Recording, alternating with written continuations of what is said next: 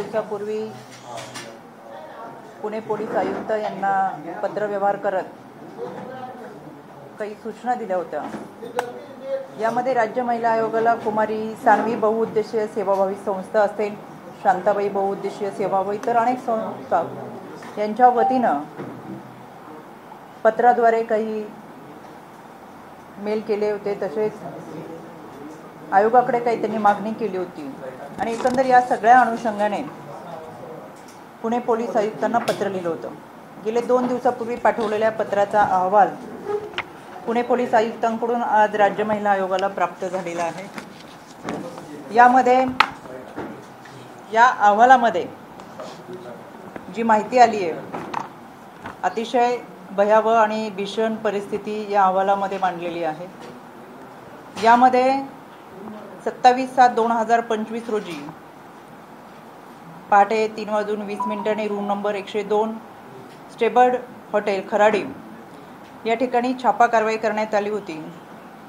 त्यामध्ये 154/225 NDPC act कलम 8क 22ब 21ब 27 20 2 यासह 7/2 20 2 गुन्हा दाखल करून यामध्ये प्रांजल खेवलकर, निखिल पोपटानी, समीर फकीर मोहम्मद सय्यद, सचिन भोंबे, श्रीपाद मोहन यादव आणि यांच्या समवेत असलेल्या 2 महिला यांना पुणे येथून ताब्यात घेऊन 41,35,400 रुपये किमतीचा त्यामध्ये कोकीन गांजा एकूण 10 मोबाईल, 2 चारचाकी वाहने, हुक्का पॉट व दारूच्या बॉटल अशा इतर व अंमली पदार्थ जप्त करण्यात आले होते।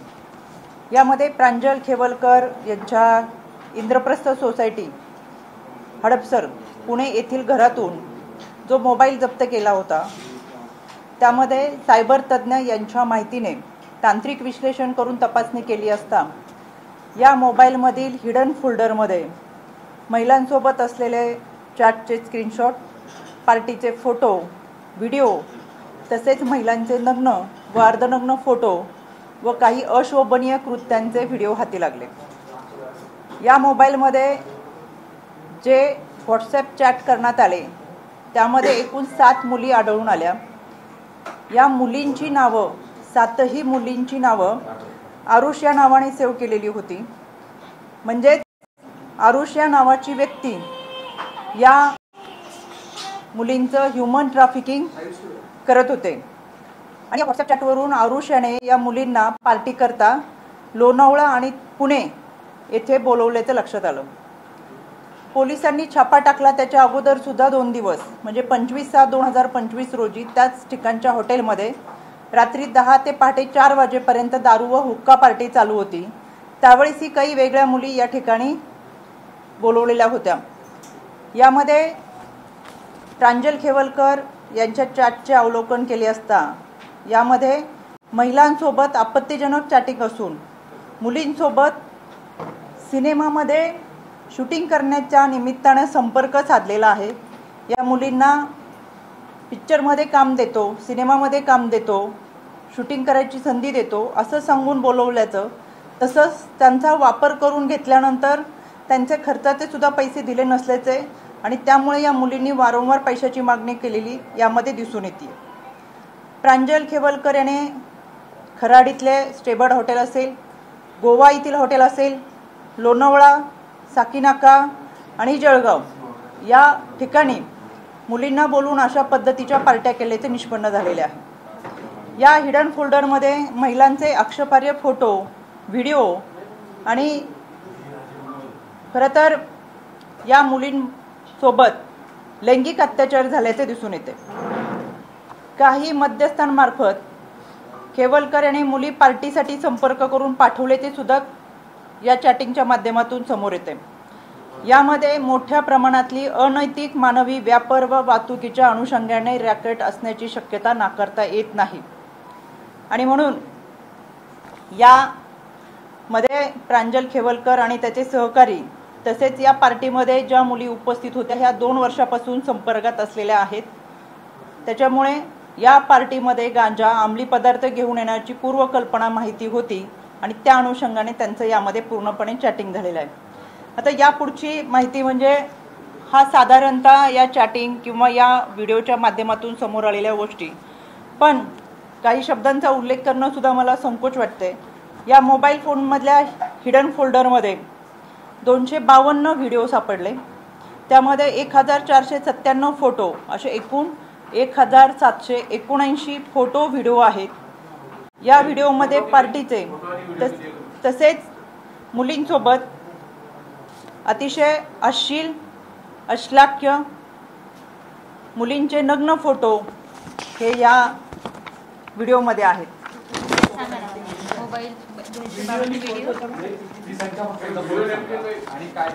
पुढचे आहे या परत एक रिपीट। खरं तर या मोबाईलमध्ये जो हिडन फोल्डर होता यामध्ये 252 व्हिडिओ आहेत आणि 1497 फोटो असे एकूण 1749 फोटो आणि व्हिडिओ आहेत। तर हे व्हिडिओ आहे, या व्हिडिओमध्ये मुलींचे नग्न फोटो, तसेच हे फोटो अतिशय आक्षेपार्ह पद्धतीचे व्हिडिओ आहेत। त्यामध्ये 234 फोटो जे आहेत आणि 19 व्हिडिओ हे अत्यंत अश्लील स्वरूपाचे आहेत। मुलींना विवस्त्र करून त्याच्यामध्ये त्यांना नशा देऊन त्यांच्यावर लैंगिक अत्याचार करून त्यांचे काही व्हिडिओ काढण्यात आलेले आहेत आणि या व्हिडिओचा वापर या मुलींना परत ब्लॅकमेलिंग करण्यासाठी करण्यात आलेला आहे। इतकंच काय, अगदी घरातल्या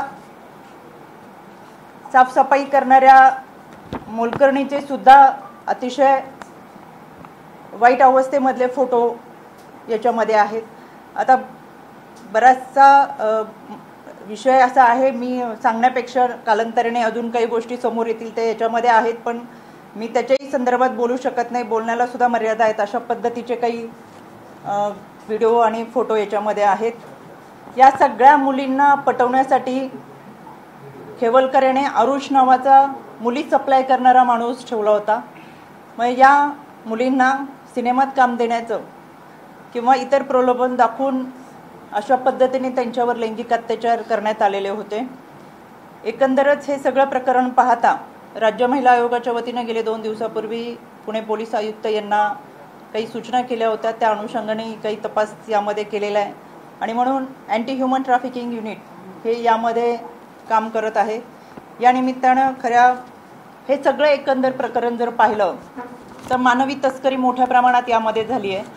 केवळ मुंबई, नागपूर, पुणे, ठाणेच नाही तर परराज्यातून मुलींना बोलून किंवा या मुलींचा परराज्यामध्ये व्यापार करून मोठ्या प्रमाणात त्यांचं लैंगिक शोषण करण्यात आलेलं आहे।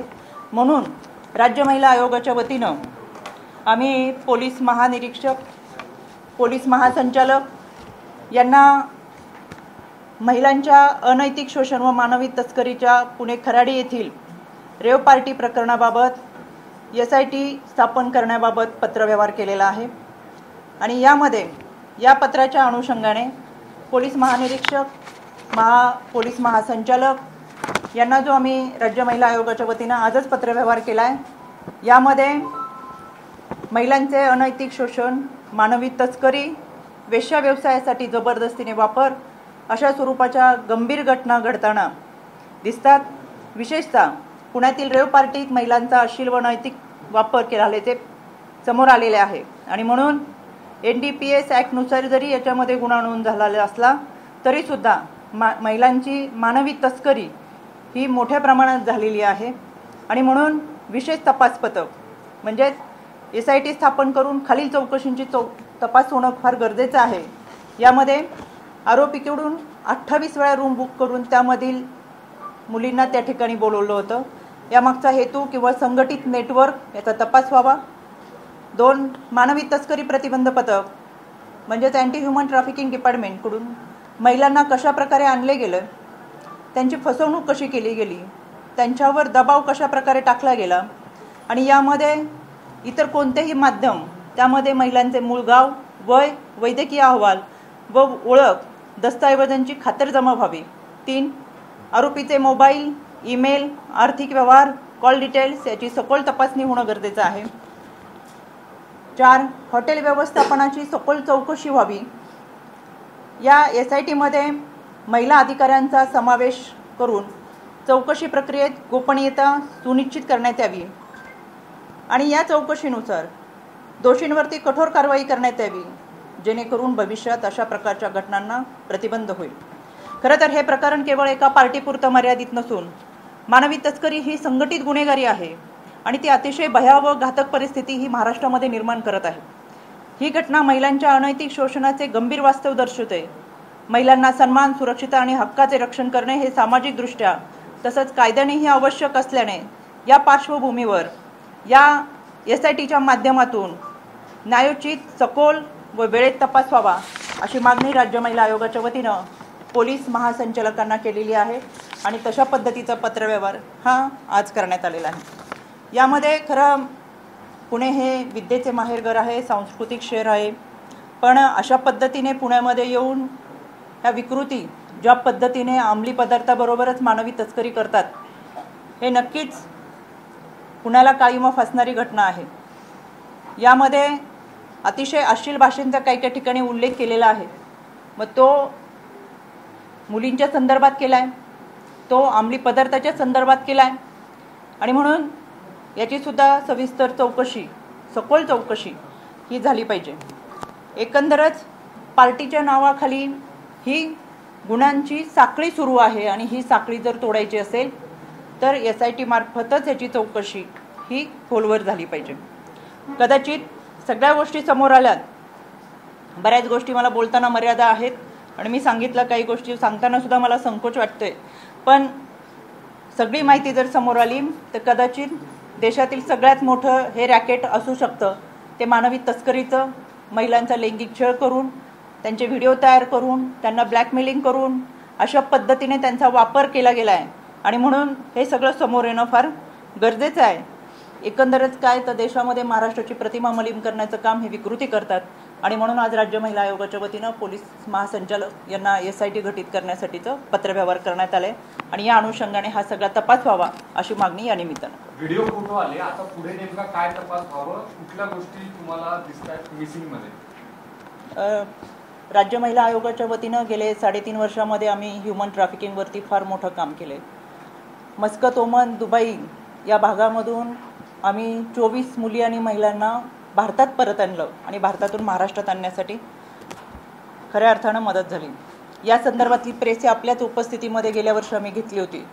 खरं तर ही जी मानवी तस्करी केली जाते ही सामूहिक गुन्हेगारी आहे, एक संघटित गुन्हेगारी आहे आणि यामध्ये त्या मुलींच्या आर्थिक बाजू कमकुवत असताना, कुटुंबामध्ये कोणी कर्ता पुरुष नसताना त्यांचा गैरफायदा घेतला जातो, त्यांचं लैंगिक शोषण केलं जातं, त्यांना वेश्याव्यवसायाला प्रवृत्त केलं जातं, त्यांची मानवी तस्करी महाराष्ट्राच्या बाहेरच्या राज्यांमध्ये आणि कधीकधी परदेशामध्ये केली जाते। ही अतिशय भयावह परिस्थिती आहे। ज्यावेळेस पुण्यातल्या काही मुली आणि महिलांना आपण परत आणलं होतं, गेल्या वर्षी आपल्यासमोर ह्या सगळ्या स्वतः येऊन सांगत होत्या। एकंदरच त्याच्यामध्ये 30 जुलैला सुद्धा जागतिक मानवी तस्करी विरोधातला दिन हा आम्ही त्या ठिकाणी कार्यशाळेच्या माध्यमातून समाजासमोर मांडला। यामध्ये दिवसभरातल्या चर्चासत्रामधून कृती आराखडा तयार केला आहे आणि खूप मोठ्या प्रमाणातल्या सामाजिक संस्था ह्या आमच्या राज्य महिला आयोगाबरोबर कार्यरत आहेत आणि या सामाजिक संस्थांनी सुद्धा भीती व्यक्त केलेली आहे की ही अशा पद्धतीची विकृतीची लोक आहेत, ही मोठ्या प्रमाणामध्ये मुलींचा वापर करतात। म्हणून या निमित्तानं पोलिसांना देखील आम्ही आवर्जून सांगू की या घटनेतल्या जवळजवळ 300-350 पेक्षा जास्त मुली आहेत आणि त्यांचा अशा पद्धतीने लैंगिक वापर, त्यांच्यावर लैंगिक अत्याचार करून त्यांचा वापर केला गेला आहे। तर या निमित्तानं आपल्या माध्यमातून मी या मुलींना निश्चित सांगू शकेल की त्यांनी पुढे येऊन तक्रार दाखल करावी आणि पोलिसांनी सुद्धा यामध्ये ज्यांची तक्रार दाखल होईल त्याच्यामध्ये गोपनीयता ठेवून या मुलींना सहकार्य करावं, संरक्षण द्यावं आणि त्यांच्या बरोबरीने उभं राहत असताना कायद्याच्या चौकटीतून त्यांना न्याय द्यावा। 350 मुली ज्या दिसतात किंवा जे व्हिडिओ दिसतात तर हे फक्त एकट्या खेवलकरांच्या मोबाईलमध्ये आहे का आणि जो अहवाल आहे त्याच्यात मुख्य आरोपी कोण सापडतो? याच्यामध्ये खेवलकरांच्या मोबाईलमधलीच ही सगळी आकडेवारी मी सांगितली। अजूनही तपासाला काही कालावधी लागणार आहे। या कालावधीमधला जो तपास आहे तो खेवलकरच्या मोबाईलमधला आहे, तो समोर आलेला आहे। याच्यामध्ये इतरही आरोपी ज्यांची मी यापूर्वी नावं घेतली त्यांच्याही मोबाईलचा तपास चालू आहे, लॅपटॉप आहे, त्यांचे काही पेनड्राईव्ह आहेत त्यांच्याकडे आणि या सगळ्यांचा त्यांच्या घरामधून काही वस्तू हस्तगत केलेल्या आहेत त्याचा सुद्धा तपास आहे। त्याच्यामुळे अजून पुढे तपास घेऊन जात असताना अनेक गोष्टी समोर येतील आणि म्हणून मी वारंवार म्हणते ही अतिशय भयावह परिस्थिती आहे काही शब्द मी इथं उच्चारू शकत नाही, काही माहिती मी इथं सांगू शकत नाही, इतकी भयान परिस्थिती आहे आणि कालांतराने आपल्यासमोर या सगळ्या गोष्टी येतीलच. दोन प्रश्न आहेत. राज्य सरकार एसआयटी स्थापन केली आहे की करणार? 2 मिनिट थांबा. विचार, राज्य सरकारने एसआयटी स्थापन केली आहे की करायची? राज्य सरकार त्याच्यात केवलकरांचा सहभाग फोटोमध्ये दिसतोय का? दोन गोष्टी. राज्य सरकारने एसआयटी स्थापन केली की करायची? आजच आम्ही पोलीस महासंचालकांना पत्र पाठवलेले आहे. याच्यामध्ये एसआयटी स्थापन करावी यासाठीचं पत्र आजच दिलेलं आहे. त्याच्यामुळे एसआयटी निश्चितपणाने ते स्थापन जर झाली तर ह्या सगळ्या गोष्टींचा उलगडा होईल आणि याच्याही पुढे जाऊन ज्या मुली यामध्ये आहेत, ज्यांचं लैंगिक शोषण झालंय, त्यांना खऱ्या अर्थानं संरक्षण मिळेल आणि इथून पुढे अशा पद्धतीची मानवी तस्करी होणार नाही. हे फार मोठं रॅकेट आहे. हे रॅकेट उघडकीस येईल जेणेकरून इथून पुढे त्या घटना घडणार नाहीत आणि म्हणून एसआयटी स्थापित होणं फार गरजेचं आहे. या फोटोमध्ये केवलकर दिसतायत का इंडिव्हिज्युअल मुलींचे फोटो आहेत? म्हणून मी तुम्हाला मगाशी म्हटलं की बऱ्याचशा गोष्टी सांगताना सुद्धा मला संकोच वाटतोय. बऱ्याचशा व्हिडिओमध्ये केवलकर स्वतः आहे. कुठलाही गुन्हा असेल किंवा तक्रार असेल, एक स्वतः पोलीस फिर्यादी होतात किंवा संबंधित व्यक्ती फिर्यादी होत असते. हा जो काही मोबाईलचा डेटा असेल तर तो आपण पोलीस त्यांना अडकवतायत की काय, असं एक संशयाची सोयी निर्माण होते असं बोललं जात आहे. का अडकवण्याचा प्रयत्न आहे? मला असं वाटतं त्यांच्या मोबाईल डेटा जरी असला तो कुठली मुलगी पुढे आली नाही सांगायला की असं केलेलं आहे. म्हणून आज पत्रकार परिषद घेण्याचा उद्देश हाच होता की खूप मुलींना अजून कल्पना नाही की आपल्या पाठीमागे पोलीस प्रशासन कसं उभं राहील. कारण की बऱ्याचशा मुलींच्या कुटुंबामध्ये कोणी कर्ता पुरुष नाही आहे किंवा त्यांना पाठिंबा देत खऱ्या अर्थानं त्यांना संरक्षण देण्याची भूमिका घरातल्या कुठल्या व्यक्तीची असावी असंही नाही. अनेकांच्या घरामध्ये त्यांची जबाबदारी, संपूर्ण कुटुंबाची जबाबदारी या मुलींवरती आहे. आर्थिक परिस्थिती बिकट आहे आणि असं असताना त्यांचा अशा पद्धतीने वापर केला गेला आहे आणि म्हणून याच माध्यमातून मला आवर्जून या मुलींना सांगायचं आहे. आणि केवळ ही आमच्यासाठी पहिलीच घटना आहे असं अजिबात नाही. कारण की याच्यामध्ये पहिलीच घटना अशी नाही की आम्ही आज पहिल्यांदा बोलतोय. खरं तर ह्युमन ट्रॅफिकिंगमध्ये गेले 3.5 वर्षामध्ये काम करतो आणि गेल्या वर्षीच पुण्यामध्ये आपल्यासमोर पत्रकार परिषद यासाठी घेतली होती कारण की इतर महिलांनी सुद्धा समोर यावं. आणि म्हणून मला असं वाटतं आज सुद्धा या पीडित त्याच्यामध्ये ज्या मुली आहेत त्यांनी समोर येऊन तक्रार नोंदवावी. बऱ्याच जणांनी तक्रार द्यायला सुरुवात सुद्धा केलेली आहे. म्हणून मला असं वाटतं पोलिसांनी सुद्धा त्यांना संरक्षण देत त्यांची भूमिका. घटना कधीपासून सुरू होते? कारण आता हे सगळे आल्यानंतर समोर आले की याच्या अगोदर किती वर्षापासून हे सगळं सुरू? याच्यामध्ये गेले अनेक वर्षापासून जेवढे आरोपी आहेत ते एकमेकांच्या संपर्कात आहेत आणि अनेक वर्षापासून हा प्रकार सुरू आहे. याच्यामधले खऱ्या अर्थानं CDR चेक केले तर आपल्याकडे निश्चित कालावधीचा पुण्यात चालू होतं की बाहेर चालू होतं? मी यामध्ये सांगितलं काही लोणावळा होतं, साकीनाका होतं किंवा जळगावमध्ये, या सगळ्या ठिकाणी अशा पद्धतीने सगळं पोलिसांचं अपेक्षा नाही असं वाटत नाही का? कारण मी गेले अनेक वर्ष 350 मुलीचं तुम्ही आकडा सांगताय. जर एवढ्या वर्ष चालू होतं तर पोलीस काय करत होते या सगळ्या प्रकारामध्ये? अनेक ठिकाणी तुम्ही, म्हणूनच मी म्हटलं की गेल्या वर्षी आम्ही 24 मुली आणि महिलांना परत आणलं. हे आम्ही पोलिसांच्या मदतीने, ह्युमन ट्रॅफिकिंगच्या मदतीनेच परत आणू शकलो. आणि म्हणून मला असं वाटतं यामध्ये ह्युमन ट्रॅफिकिंग टीम जी आहे, जी पोलिसांच्या माध्यमातूनच काम करत असते, अनेक सामाजिक संस्था असतात, यांच्या सगळ्यांच्या सहकार्यानेच आम्ही खरं तर एक्सटर्नल अफेअर मिनिस्टर असेल, इंडिया एम्बसी असेल, यांच्याबरोबर संपर्क करून या सगळ्या मुली आणि महिलांना परत घेऊन आलोय. आणि म्हणून या माध्यमातून मला आवर्जून सांगायचं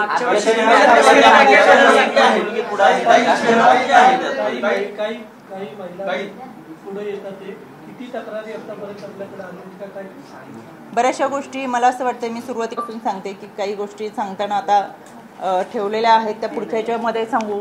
बराचसा अहवाल आहे त्याच्यामुळे जसा अहवाल समोर येईल ते निश्चितपणाने आम्ही मांडू. याच्या पाठीमागची एकच भूमिका आहे, यामध्ये मुलींना संरक्षण मिळावं, मोठ्या प्रमाणातली मानवी तस्करी होत आहे, याच्यामधलं हे रॅकेट उघड व्हावं आणि जो लैंगिक छळ मुलींचा झालेला आहे, ज्यांना ब्लॅकमेलिंग झालं आहे, त्यांचे व्हिडिओ काढले गेलेले आहेत, तर त्यांना संरक्षण देत असताना इथून पुढे अजून कोणाची अशी फसवणूक होऊ नये यासाठी आजची पत्रकार आणि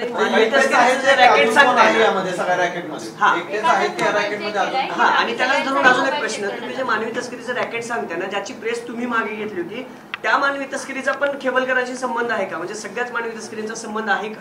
आणि तो एक प्रश्न, गेल्या वर्षी जी प्रेस घेतली होती त्याच्यामध्ये मस्कत, ओमान, दुबई या परराज्यामध्ये असलेल्या मुलींची जी तस्करी झाली होती त्यांना भारतात आणि महाराष्ट्रात आपण परत घेऊन आलो होतो त्या अनुषंगाने, आणि त्या सगळ्यांना आपण सुरक्षितरित्या महाराष्ट्रात आणलं होतं. आणि अशा पद्धतीने कोणी एजंटगिरींना फसू नये याच्यासाठीची प्रेस होती आणि इतक्या चांगल्या पद्धतीने आपण मुली आणि महिलांना महाराष्ट्रात आणलं होतं. याबद्दल आपली काय प्रतिक्रिया? रोहिणी खडसेंनी याबद्दल या सगळ्या प्रकरणाबद्दल ट्विट केलं आणि ते पण म्हटलं होतं की योग्य वेळी सर्वांना उत्तर दिलं जाईल. मला खरं त्यांच्याबद्दल सहानुभूती वाटते. एक तर त्यांना ह्या सगळ्या गोष्टी माहीत झाल्यानंतर त्यांच्या मनामधले बरेचसे गैरसमज दूर होतील आणि दुसरी बाजू की जर त्यांना माहीत असेल आणि ते यामध्ये समर्थन करत असतील तर पोलिसांनी हे देखील अधोरेखित केलं पाहिजे की एखाद्या गुन्ह्याचं समर्थन करणं हे सुद्धा गुन्हाच ठरू शकतो, ते दुर्लक्ष करण्यासारखं नाही असं मला वाटतं. त्यांचं असं ट्विट आहे की जे आहे ते सगळं स्क्रिप्टेड आहे आणि तुमच्या याच्यानुसार सगळं चाललंय म्हणून. मला असं वाटतं हे सगळं आता कोर्टात सांगावं. धन्यवाद. काजळे